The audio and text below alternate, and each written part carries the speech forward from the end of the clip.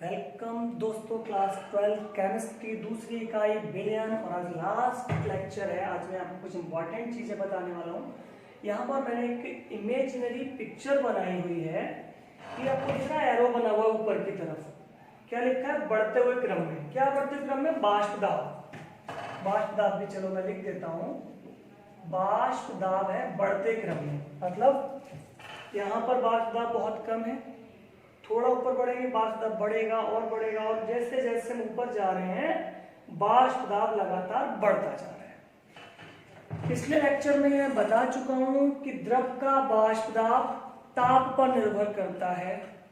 जब हम ताप बढ़ाते हैं तो वाष्प दाब बढ़ता चला जाता है, जब हम ताप घटाते हैं तो वाष्प दाब घटता चला जाता है। ठीक है, ताप बढ़ाएंगे वाष्प दाब बढ़ेगा, ताप घटाएंगे वाष्प दाब घटेगा। अब यहाँ पर देखिए जो टर्म मैं आपको बताऊं, ये कोई द्रव है, यहाँ पे मैंने शो किया हुआ है। सबसे नीचे दिखाया हुआ है क्या? ठोस अवस्था का वाष्प दाब, यानी ठोस अवस्था में वाष्प दाब सबसे कम होता है। तो यहाँ पर क्या लिखा है? द्रव अवस्था का वाष्प दाब। द्रव का वाष्प दाब थोड़ा ठोस से अधिक होता है। यहाँ लिखा है वाष्प अवस्था का वाष्प दाब या गैसीय अवस्था का वाष्प दाब, लिख सकते हो। गैस लिख देता हूँ, चलिए मैं गैसीय अवस्था का वाष्प दाब, वाष्प भी लिखा जा सकता है। तो गैसीय अवस्था का वाष्प दाब और अधिक होता है। अब आप देखोगे जो द्रव का वाष्प दाब है वो गैसीय अवस्था के वाष्प दाब से तो कम है, ठीक, लेकिन द्रव का वाष्प दाब ठोस अवस्था के वाष्प दाब के ऊपर आ रहा है।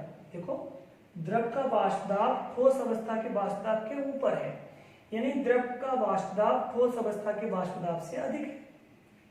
अब द्रव का वाष्प दाब गैसीय अवस्था के वाष्प दाब के नीचे आ रहा है, मतलब द्रव का वाष्प दाब गैसीय अवस्था के वाष्प दाब से कम है।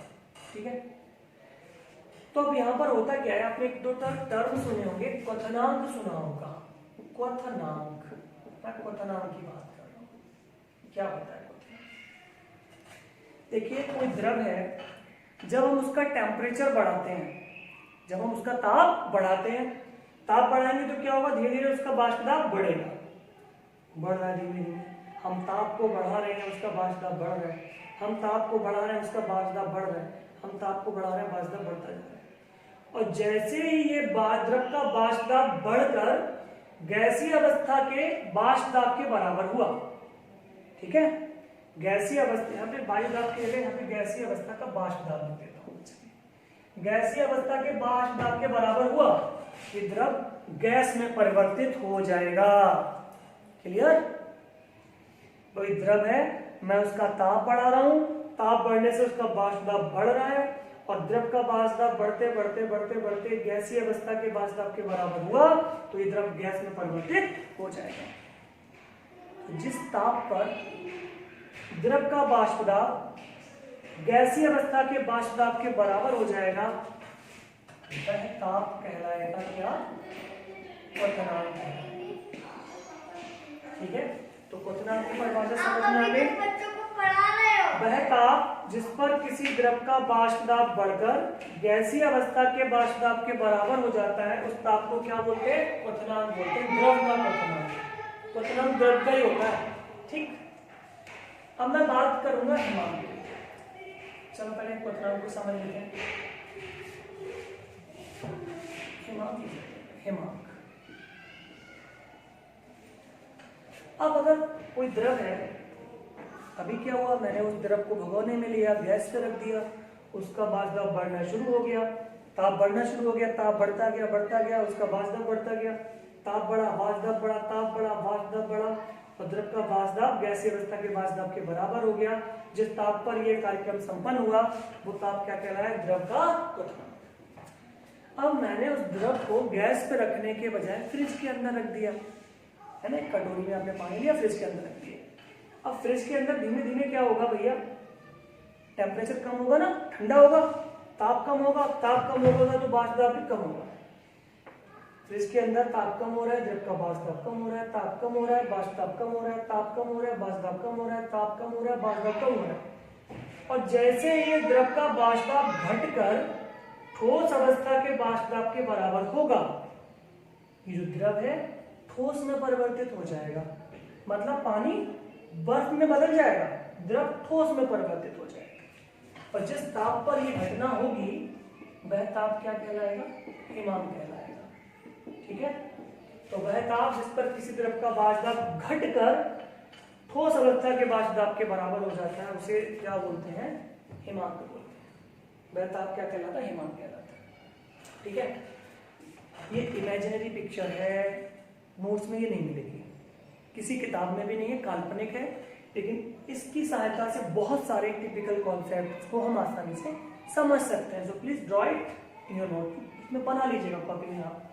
और बाकी नोट्स के लिए मैं पहले भी कई बार बोल चुका हूँ, मुझे खराब लगता है बार बार बोलता हूँ, आपको नोट्स की आवश्यकता महसूस होती है तो इस नंबर पे व्हाट्सएप मुझे कर लीजिएगा, पर्सनली क्लास बता के मैं आपको नोट सेंड कर दूंगा। चलिए कर दूंगा टॉपिक। तो ये समझ में आया, ताप बढ़ने से वाष्पदाब बढ़ता है, ताप घटने से घटता है। जब एक बढ़ के वायुमंडल दाब के बराबर हो जाएगा गैस में बदल जाएगा, घटकर यहां आ जाएगा, ठोस में बदल जाएगा। अब मैंने द्रव के अंदर कोई अवाष्पशील पदार्थ घोल दिया, इससे पिछला वाला लेक्चर आप देखिएगा, बहुत डिटेल में बताया है।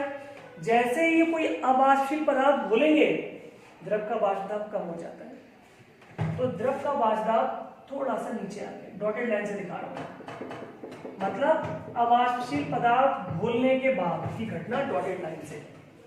ठीक है, अवाष्पशील पदार्थ घुलने के बाद की घटना डॉटेड लाइन से।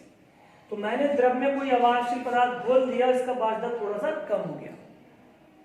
मैंने द्रव में कोई अवाष्पशील पदार्थ घोल दिया, इसका वाष्पदाब थोड़ा सा कम हो गया। अब यहां से बहुत सारे टिपिकल कॉन्सेप्ट नहीं हो जाएंगे। कैसे? देखो ये डिफरेंस, पहले ये क्या था, यहां से लेकर यहां तक देखो, पहले ये डिफरेंस क्या था? क्वथनांक था, ये तो क्वथनांक था। अब पहले आपको वाष्पदाब, पहले द्रव को गैस में बदलने के लिए यहां से उठा के यहां ले जाना था, लेकिन अब अगर आप द्रव को गैस में बदलना चाहें तो आपको यहां से उठा के यहां ले जाना पड़ेगा।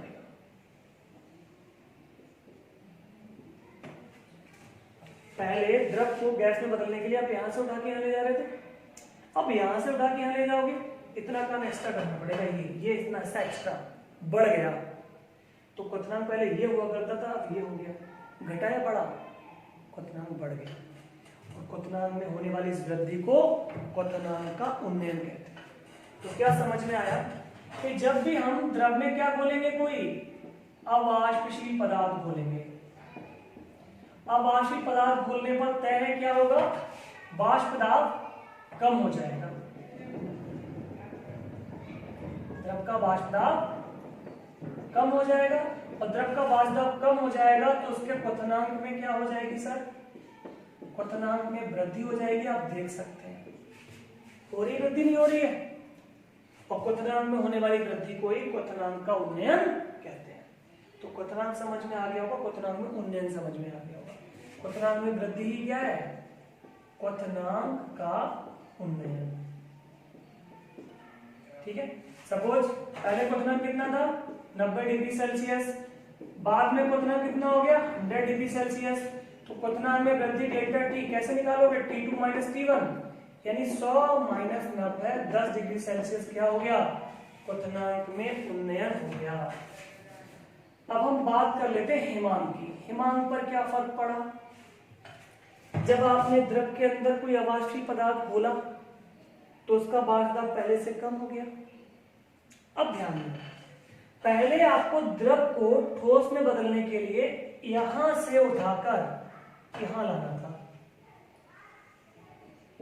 ये था पहले हिमांक। पहले द्रव को ठोस में बदलने के लिए यहां से यहां लाना था, ये था पहले हिमांक। लेकिन अवाष्पशील पदार्थ घोलने से द्रव का वाष्पदाब थोड़ा कम हो चुका है, यहां पे आ गया है। अब अगर आप इसे द्रव को ठोस में बदलना चाहेंगे तो आपको यहां से यहां लाना पड़ेगा। मतलब पहले यहां से यहां लाना पड़ रहा था, द्रव को ठोस में बदलने के लिए पहले यहां से यहां लेके आ रहे थे। अब इतना काम नहीं करना, अब यहां से यहां लाना है। काम पहले से बढ़ गया, घट गया, वृद्धि हुई, कमी हुई। तो पहले हिमांक ये हुआ करता था और अब हिमांक ये है। साफ साफ देखा, इतना काम कम हो गया है, हिमांक में इतनी कमी हो गई है। हिमांक में जो कमी होगी ये कहलाएगी हिमांक का अवनमन। ठीक है। तो यहाँ से एक चीज आप और देखिए, हिमांक में हमेशा ही अवनमन होगा। जब भी आप अवाष्पीय पदार्थ बोलोगे तो हिमांक में हमेशा अवनमन होगा और क्वथनांक में हमेशा उन्नयन होगा। क्वथनांक में कभी अवनमन नहीं होगा और हिमांक में कभी उन्नयन नहीं होगा।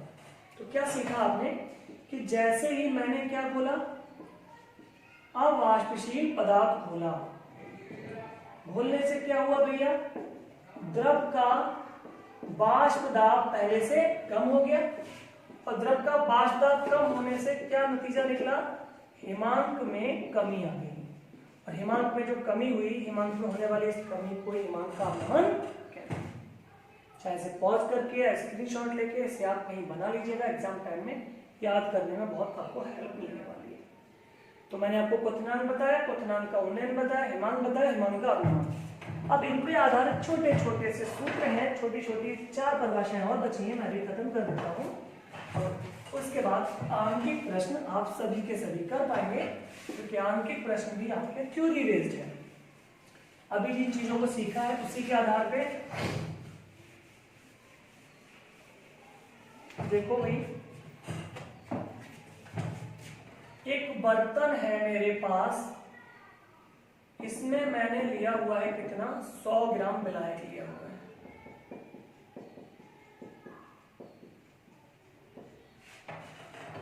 दूसरा बर्तन इधर है मेरे पास, इसमें मैंने विलायक लिया हुआ है कितना, 1000 ग्राम लिया हुआ है।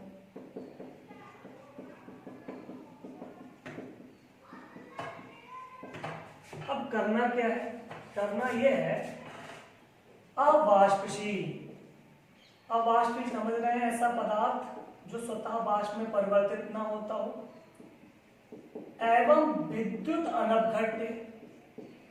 विद्युत अनपघट्य का मतलब विलयन में जाने पर आयनों में वियोजित ना हो। तो अवाष्पशील एवं विद्युत अनपघट्य पदार्थ का 1 मोल मुझे इसमें घोलना है। ठीक है, यहां भी क्या करना है, यहां भी वही काम करना है, अवाष्पशील एवं विद्युत अनपघट्य पदार्थ का 1 मोल घोलना है। ठीक है, काम सेम हो रहा है। अवाष्पशील और विद्युत अनपघट्य पदार्थ का 1 मोल यहाँ मैं 100 ग्राम विलायक में घोल रहा हूँ और यहाँ 1000 ग्राम विलायक में घोल रहा हूँ। अब क्या होगा, जब घोलोगे तो क्या होगा, वाष्प दाब में अवनमन होगा कि नहीं होगा, होगा। वाष्प दाब में जब अवनमन होगा तो क्वथनांक में वृद्धि होगी कि नहीं होगी, बोलो भैया। अवनमन होता है तो क्वथनांक में वृद्धि भी होती है। यहां भी वही काम है, वाष्प दाब में अवनमन तो होगा ही होगा और वाष्प दाब में अवनमन होगा तो क्वथनांक में क्या होगी, वृद्धि होगी। वाष्प दाब में अवनमन होगा तो क्वथनांक में वृद्धि होगी, लेकिन यहां जो वृद्धि होगी वो कहलाएगी ग्राम अणुक उन्नयन स्थिरांक। तो ये ग्राम अणुक उन्नयन स्थिरांक की परिभाषा हुई। और यहां जो वृद्धि होगी वो कहलाएगी क्या, मोलल उन्नयन स्थिरांक। दोनों में अंतर बना रहे हैं ना कि ग्राम अणुक कौन सा है और मोलल कौन सा है, इसलिए मैं के सफिक्स में बी लिख देता हूं। ठीक है, बी फॉर बॉइलिंग पॉइंट होता है। बॉइलिंग पॉइंट यानी क्वथनांक, और उन्नयन का संबंध हमेशा कैसे होता है, क्वथनांक से होता है। उन्नयन का संबंध हमेशा कैसे होता है, क्वथनांक, क्योंकि उन्नयन क्वथनांक में होता है, हिमांक में नहीं होता कभी। परिभाषा क्या निकल के आ गई, देखो 100 ग्राम विलायक में, 100 ग्राम विलायक में अवाष्पशील और विद्युत अनपघट्य पदार्थ का 1 मोल घोलने पर वाष्प दाब में कमी होती है, क्वथनांक में वृद्धि होती है। क्वथनांक में होने वाली वृद्धि को ही ग्राम अणुक उन्नयन स्थिरांक कहते हैं। परिभाषा में अंतर सिर्फ एक आएगा, जहाँ 100 ग्राम बोला था वहां 1000 ग्राम बोलेंगे, जहाँ और ऐसा करते ही जो ग्राम अणुक उन्नयन स्थिरांक था वो क्या बन जाएगा, मोलल उन्नयन स्थिरांक। क्या कि अब 1000 ग्राम विलायक में अवाष्पशील और विद्युत अनपघट्य पदार्थ का 1 मोल घोलने पर वाष्प दाब में अवनमन के फलस्वरूप क्वथनांक में जो वृद्धि होती है उसे मोलल उन्नयन स्थिरांक है। सूत्र देख लो, m बराबर 100 into k into small w upon delta T into capital W। चूंकि दोनों की परिभाषा एक थी, दोनों के सूत्र भी एक से हैं। अंतर क्या होगा, m बराबर यहाँ मैंने 100 लिखा, यहाँ क्या लिख दूंगा 1000 लिख दूंगा, इंटू यहाँ मैंने k लिखा, यहाँ क्या लिख दूंगा kv, 1000 into kv into small w upon delta T into capital W। तो ये परिभाषा हो गई ग्राम अणु कुंदन स्थिरांक की, और ये परिभाषा हो गई मूलन अनुरण स्थिरांक की, और ये दोनों के सूत्र हो गए m विलेय का अणुभार, k ग्राम अणु कुंदन स्थिरांक, स्मॉल w विलेय का भार, कैपिटल W विलायक का भार, और डेल्टा टी क्या है, क्वथनांक में उन्नयन। मतलब पहले क्वथनांक अगर कितना 90 था, बाद में क्वथनांक कितना हो गया 100 हो गया, तो डेल्टा टी बराबर कैसे T2 माइनस T1, 100 माइनस 90 यानी कितना आ जाएगा 10 डिग्री सेल्सियस। ठीक है, इस पे आधार डाल के प्रश्न हम लोग करेंगे। एम विलेय का अणुभार वही है जो उधर था, केवी मूलक उन्नयन स्थिरांक, स्मॉल w विलेय का भार, कैपिटल W विलायक का भार, डेल्टा टी क्वथनांक का उन्नयन, ऐसे निकलेगा जैसे यहाँ निकाला था।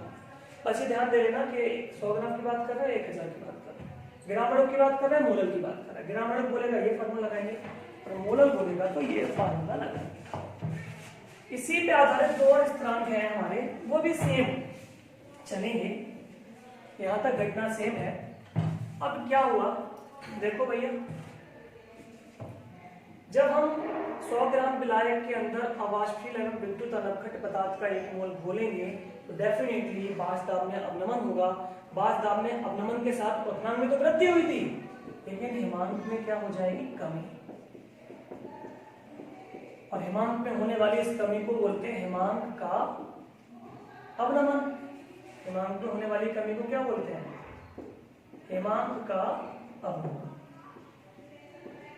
सेम केस यहाँ पर है, अगर 1000 ग्राम विलायक में अवाष्पशील और विद्युत अनवखट पदार्थ का 1 मोल घोल दिया जाएगा तो बाष्प दाब में कमी हो जाएगी, बाष्प दाब का अवनमन कहलाएगी। और बाष्प दाब में अवनमन का परिणाम क्या होगा, क्वथनांक, दो परिणाम होंगे, क्वथनांक में उन्नयन होगा और हिमांक में अवनमन। तो यहाँ पर भी क्या होना है, हिमांक में अवनमन होना है। और ये जो हिमांक में अवनमन होगा, ठीक है, हिमांक में जो कमी, हिमांक में कमी आ जाएगी, और हिमांक में जो कमी आ जाएगी इसे क्या बोलेंगे, हिमांक का अवनमन। दोनों चीजें सेम है, अंतर यह है कि यहाँ 100 ग्राम है और यहाँ 1000 ग्राम है। जब मामला 100 ग्राम का होगा तो होने वाले इस अवनमन को हम बोलेंगे ग्राम अणुक अवनमन स्थिरांक। ठीक है, लेकिन जब विलायक 100 ग्राम के बजाय में 1000 ग्राम ले लेंगे तो हिमांक में होने वाली कमी को अब क्या बोला जाएगा भाई, ग्राम अणु की जगह देखो 100 मामला 100 हुआ तो यहाँ पे ग्राम अणु लिखना है, 1000 हुआ तो यहाँ पे मोलल लिखना है। तो मोलल अवनमन स्थिरांक। ध्यान रहेगा, अवनमन का संबंध कैसे है, हिमांक से। उन्नयन का संबंध क्वथनांक से था और अवनमन का संबंध हिमांक से है। ग्राम अणु अवनमन स्थिरांक को अगर हम k दिखाएंगे तो इसे हम kf लिख देते हैं। अंतर है ना कि ये 100 ग्राम वाला k है और 1000 ग्राम वाला kf है। f मतलब फ्रीजिंग पॉइंट, हिमांक से संबंध है ना, हिमांक से संबंधित है, f लिख रहे हैं। तो ये परिभाषा क्या हो गई, अवाष्पशील विद्युत अनवखट पदार्थ का 1 मोल 100 ग्राम विलायक में घोला जाता है तो बाष्प दाब में कमी आती है, जिसके फलस्वरूप हिमांक में कमी आ जाती है, और हिमांक में होने वाली इस कमी को हिमांक का अवनमन, हिमांक में होने वाली इस कमी को ग्राम अणु अवनमन स्थिरांक कहते हैं। इसे मिटा दो, ठीक है, दोबारा बोल देता हूँ। 100 ग्राम विलायक में अवाष्पशील और विद्युत अनवखट पदार्थ का 1 मोल घोला जाता है तो बाष्प दाब में कमी आती है, जिसके फलस्वरूप हिमांक में कमी आती है। हिमांक में आने वाली इस कमी को ग्राम अणु अवनमन स्थिरांक कहते हैं। यहाँ क्या बोलेंगे, जब 1000 ग्राम विलायक में अवाष्पशील और विद्युत अनवखट पदार्थ का 1 मोल घोला जाता है, बाष्प दाब में कमी आती है, जिसके फलस्वरूप हिमांक में कमी आती है, और हिमांक में होने वाली इस कमी को मोलल अवनमन स्थिरांक कहते हैं। अंतर क्या है, सिर्फ इधर 100 है इधर 1000 है। 100 होने पर ये ग्राम अणु था, 1000 होने पर ये मोलल हो गया।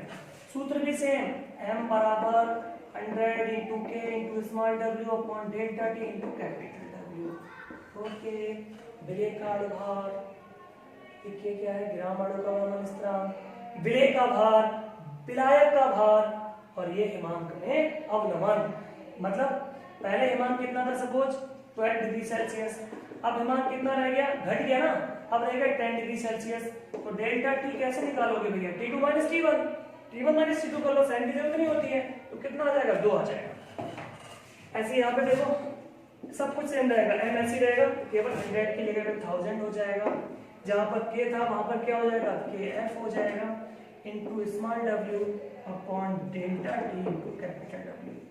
क्या है, विलेय का भार, विलेय का भार, विलायक का भार, kf लिखा हुआ है, मोलर अवनमन स्थिरांक, और डेल्टा t क्या है भैया, हिमांक में अवनमन। जैसे यहाँ निकाला वैसे ही यहाँ पर निकाल।